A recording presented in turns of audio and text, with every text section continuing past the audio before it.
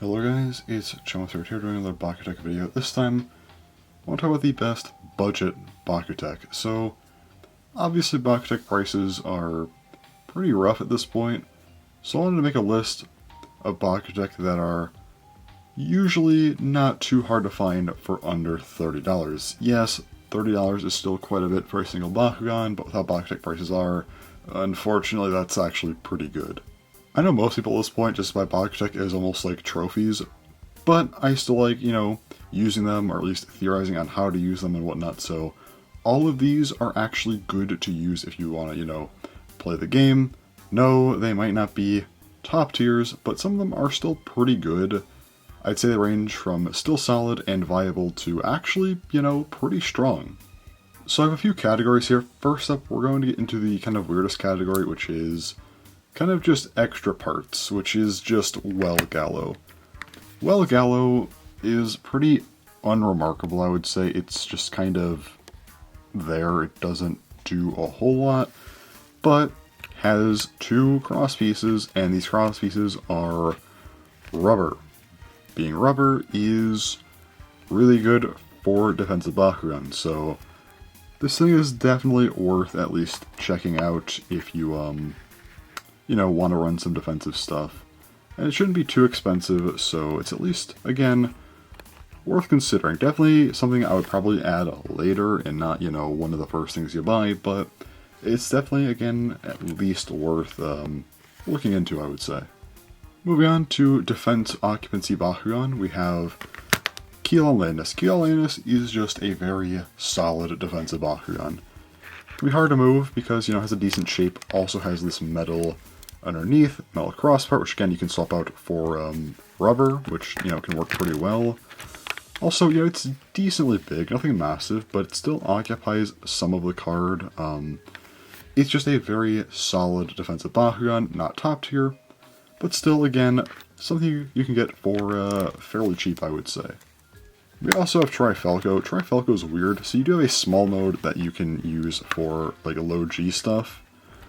There's two other modes. One is more for occupancy, one for defense. It works pretty well. You use it for some other stuff too, but generally I think if you're limited, this thing probably isn't going to be your best attacking option, but I think you can definitely use it as a kind of wall, like in this mode especially, to block off part of a card.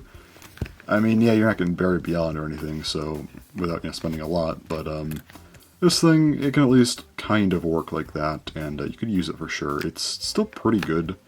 Again, outclassed because of something like Buried Beyond, I would say, in terms of defense, but you do get some other stuff with it. Again, you can mix up into something for, more occupancy on the sides, or again, go for a, a low G power win, or just, using the smaller mode for double stand as well. So you have some versatility with this thing, which does make it good, and definitely better than just, if it was just a pure defense Bakugan, but yeah, Trifalco definitely at least worth looking into, for sure.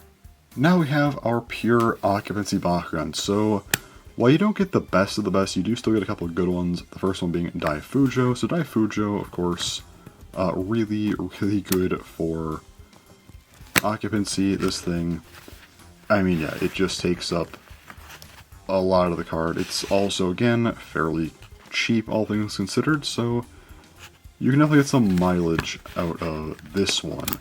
And of course, the kind of most well-known one is Acro-Gizzard. Acro-Gizzard, very large Bakugan. You can also use some metal cross pieces, and yeah, if you're buying a lot of these things, you should probably try and use metal when you can. That definitely helps them, so I would recommend buying a few Bakugan to at least have that, so you can at least have metal parts for a full deck of 3 Bakugan, so at least worth considering anyway. But this one, it's not required to have metal, but it's still like a pretty decent help. And yeah, again, this thing is just fairly large, and it might not be Ozpress or Nagadaja, but it is still definitely a very good occupancy Bakugan that you could for sure use in a deck. And this thing is also actually like one of the cheapest BakuTech I've seen, so it's 100% worth picking up if you're, wanting to actually play the game. Now we have Hybrid Bakugan. These Bakugan can do some attack, some defense. They have options, the first of which being Gavly Anacon, another actually really cheap Bakugan you can pick up, and this one has built-in metal on the feet. You You also swap out the head, crosspiece up here for metal, which makes it a little bit better. The tail, you can use metal as well, or you could even use rubber if you want for extra defense. I personally recommend making this thing into more of an attack Bakugan with a, metal piece, but anyway. This part also does kind of jut out, so it can be like a metal cross part flaying out, which is at least a little helpful for attack. And this thing is actually decently bulky. Again, you do have the 2 metal parts down here. A hypothetical third one touching the ground, and then also a 4th one that's kind of low, so you have some good weight there. Also, you do have pretty good occupancy. I mean, it's nothing phenomenal, but again, it's fairly long. I mean, it's something, so you get some attack, you get some defense. It's overall a pretty decent pickup, and again, one of the cheaper Bakugan I've seen, so for sure, at least worth some consideration. We also have Seinoquist. Seinoquist, this thing you can use some, low G setups if you want, or use it more normally, and with this, I mean you have 2 metal soul pieces. You also swap out these 2 cross pieces here for metal, which, again, 4 metal parts, 2, kind of on the ground, 2 fairly low to the ground, especially this one, and it's also 4 metal parts to attack with, and this thing is also fairly large. I mean, again, from center card, you can see that this thing can definitely do some, attack, but also, has good defense, occupancy, and being very low to the ground is to its benefit, so, this thing actually does have some merit to it. I mean, yeah, it's no Gigant Orgone, but that's pretty expensive, so if you're looking for a hybrid Bakugan, plus you get some extra stuff with the low G setups, this one is, again, for sure worth considering. Now we get to kind of curve shot Bakugan. I wanted to give them their own category because these do require a bit more skill, so if you do get these, you might not be perfect with them right away, but they're still pretty good overall. First up, we have Destroy Minicus. Destroy Minicus, a really good curve shot Bakugan. This one, you can still use this for straight shots without too much issue, but yeah, I mean, again, potentially 4 metal pieces. That's nice. Curve shots pretty well, so overall, just a solid Bakugan. However, it does get 1-upped by Zero Minicus, but hey, I mean, you can use both Bakugan if you want, so if you're buying multiples, you want them both in the same deck, that's fine, but Zero Minicus is kind of similar. I don't think it's as good as straight shots as Destroy Minicus, so I guess you can argue that's a bit of extra versatility it has over Zero, but I think this thing is a much better curve shot Bakugan than Destroy, so it's definitely pretty solid at that, and definitely a Bakugan to consider if you want to use, curve shot stuff. We also got Hollow Minicus, another Bakugan that is really good for curve shots. Again, I don't think it's as good as Destroy Minicus for straight shots, although I personally find it a little bit better than Zero. Maybe that's just me, but yes, again, potential for 4 metal cross pieces, or 4 metal convert pieces if you want them. And if not, I mean, you got the metal soul pieces, and yeah, the thing, just curve shots really well. Also has the highest G power of the 3 Minicuses that will be shown in this video, so I guess that's a benefit if you want that. So yeah, another just good Bakugan, kind of similar to the other 2. We also got Borg Mahesis. Borg Mahesis is a unique one. So this one, it's not really the same for curve shots as the other ones, but it has potential. So basically, how do I explain this? So you have these cross parts here, and yes, they will have to be metal for this to work. And I believe the booster version had metal ones. This is the deck version. They're plastic, but you can see here when it closes, these are at an angle. The cross parts are kind of diagonal in a sense. That makes this thing have a really unique spin to it. This and Kalukin are the only 2 Bakugan like this, but Kalukin's a bit more expensive generally, so I'd prefer this one. Also, I think it's just a better Bakugan overall, because it's also fairly defensive, and, I mean, its occupancy, it's not, it's not terrible for it, so you have a little bit of extra defensive utility, I think, and overall, it just curves interestingly. It's maybe not as good at attacking, but you can definitely get this thing into some interesting places. You could argue Kalukin's better for double stands, but I don't know, I don't think this thing has enough, force to be a problem for double stands, and also, again, Has some defensive utility. This thing I think is just a overall, a good Bakugan. So I'd say it's another one that's at least worth potentially getting. And now we have what is by far the best curve shot Bakugan and one of two of the best Bakugan on this list, and that is BakuTech. This thing is shockingly cheap. You have the two metal parts down here, and this thing just works really well for curve shots, and when it opens, you get this part that's very powerful, this part that's very powerful, knocks things off the card very effectively. Yeah, this thing is just really consistent and good. You get good power out of it from Bob Out Force. This is, I would say, it's not top tier, but it's about as close as you can get to top tier. And it's actually affordable, so definitely would recommend trying to get this one if you want to actually have a good Bakugan. Again, I'd say it's one of the best here. Again, probably top two.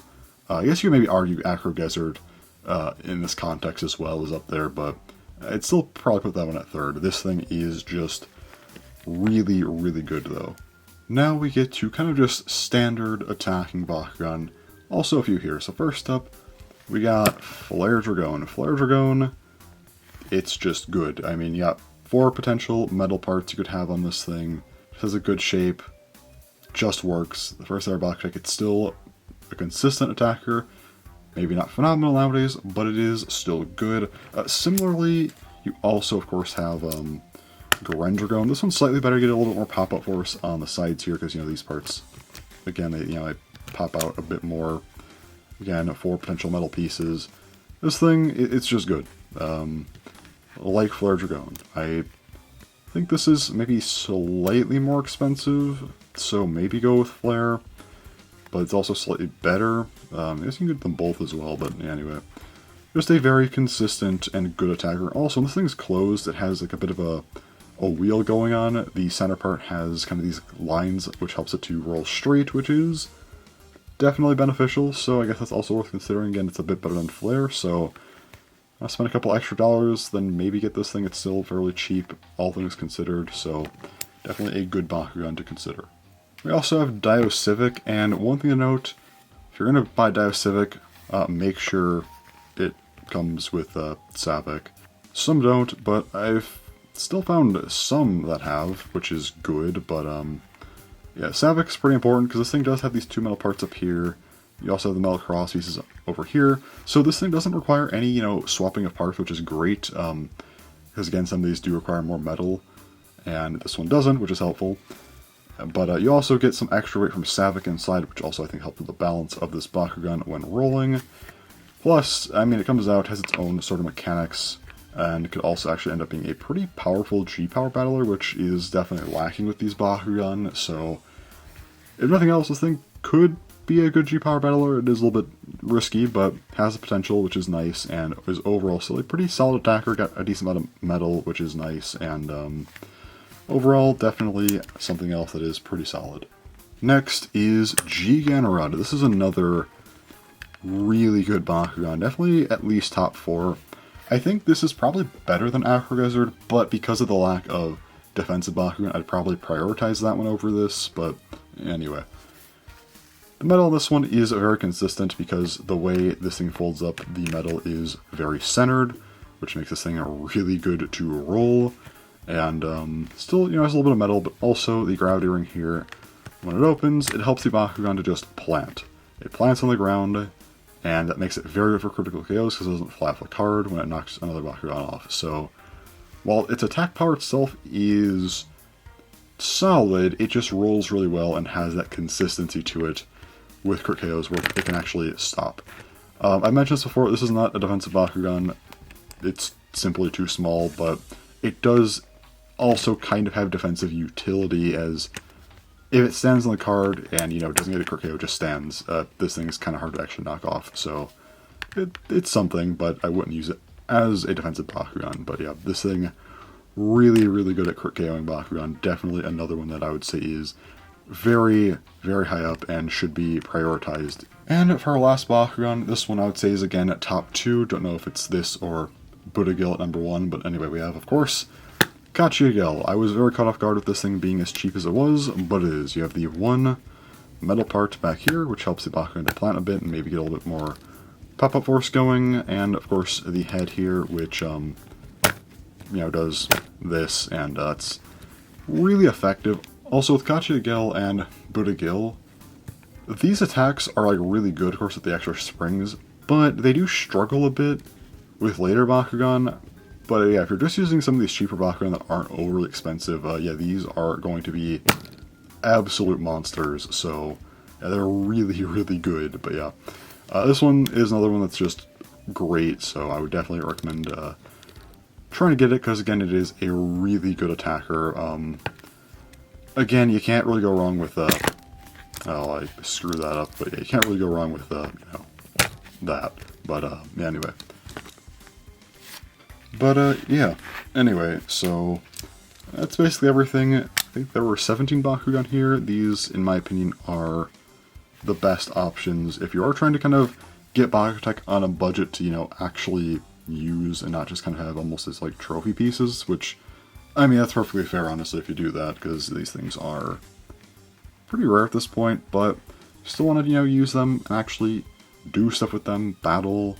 I think these are probably the best you can get without having to spend a ton.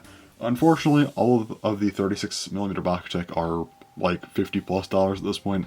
You can maybe check out like Yahoo Auction or something, or Mercari Japan, and maybe you can get a deal on some of these crazier Bakugan, like, you know, Dragon Dragon, Barry Beyond, Suppress, I was going to say Zayadman because that thing's going to be too expensive, but other things like, you know, Go Garyu, Sansu Hollows, some of these you can maybe find for a decent price, but then shipping's going to be expensive, so I guess you'd probably have to find a few to make it worthwhile, but yeah, the ones here today are definitely the best that you can get for a deal without, you know, having too much trouble finding them.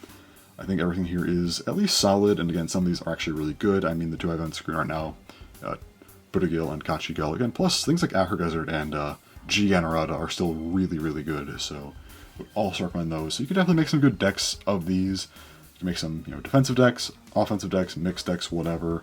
There's definitely some stuff here that you could work with and still at least have fun with, if nothing else. Honestly, even if you were to, you know, play against someone who had some really crazy stuff, I think you could still also do fine. I mean, yeah, it's definitely a disadvantage to not have some of the craziest stuff, but it's still viable, and I think that's what matters, and what I was kind of trying to go over here. But anyway, if you're kind of new to BakuTech, or at least are looking into getting some stuff, hopefully this is like a somewhat alright guide on what's, you know, worth getting if you're actually trying to battle and whatnot. So yeah, anyways, that's all for this video, so apologies if it was a little bit messy. I'm running on like no sleep, but anyway, that's all for now, so thanks for watching, and bye-bye.